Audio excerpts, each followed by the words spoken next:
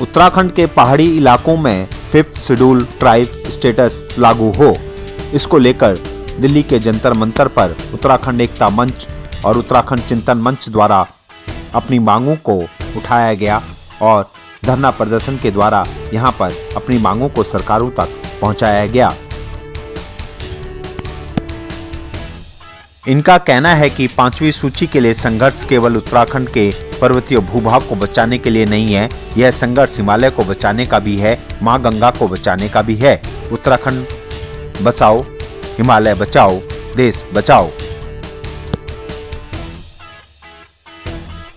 हम स्पष्ट करना चाहेंगे कि हम लोग मूल निवास और भू कानून की उस तरह से मांग नहीं कर रहे जिस तरह से हमारे साथी कर रहे हैं।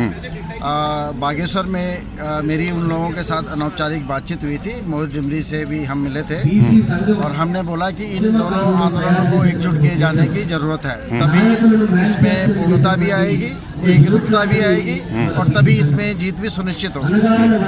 अब जहाँ तक 5वीं अनुसूची का दर्जा और एसटी का दर्जा उत्तराखंड के जो 2 समुदाय हैं जो छूट गए हैं, कुमाऊनी और गढ़वाली की बात है, तो ये मांग उनके लिए है और जिस दिन पूरी हो जाएगी उसमें हमारे साथियों की मांगें अपने आप ही पूरी हो जाती हैं। तो ये राजनीतिक मामला है, इसलिए हमने उत्तराखंड चिंतन के माध्यम से इसको दिल्ली में उठाया है और हमें मालूम है कि ये लड़ाई 5-10 साल की है।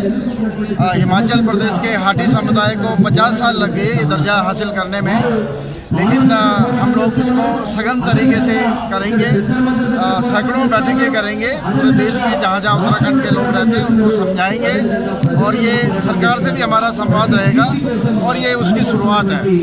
हम चाहते हैं कि सरकार इसके लिए संशोधन विधेयक लाए संसद में, उससे पहले जो भी इसकी प्रक्रिया है उसको पूरा किया जाए, जातियों का निर्धारण किया जाए, उनकी पहचान की जाए और उसके बाद इसे लागू किया जाए।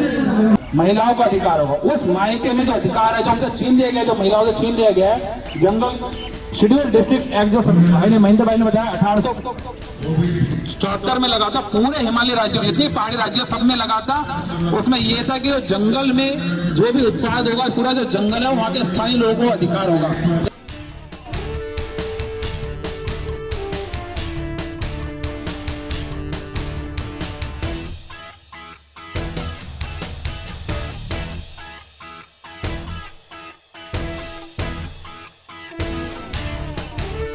उत्तराखंड एकता मंच जो सभी उत्तराखंडी प्रवासी उत्तराखंडी संस्थाएं हैं उनका एक संगठन है और उत्तराखंड एकता मंच मांग सिर्फ मूल निवास और भू कानून की नहीं कर रहा है।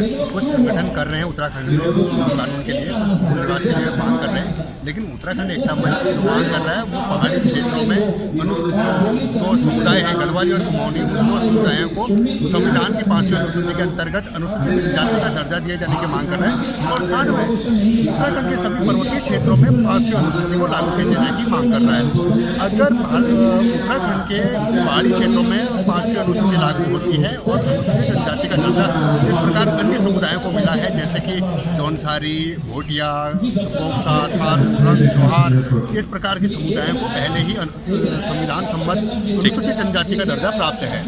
हम बात कर रहे हैं कि जो गढ़वाली और कुमाऊनी समुदाय है उसको भी अनुसूचित जनजाति का दर्जा प्राप्त हो और उत्तराखंड के पहाड़ी क्षेत्रों में 5वीं अनुसूची लागू की जाए।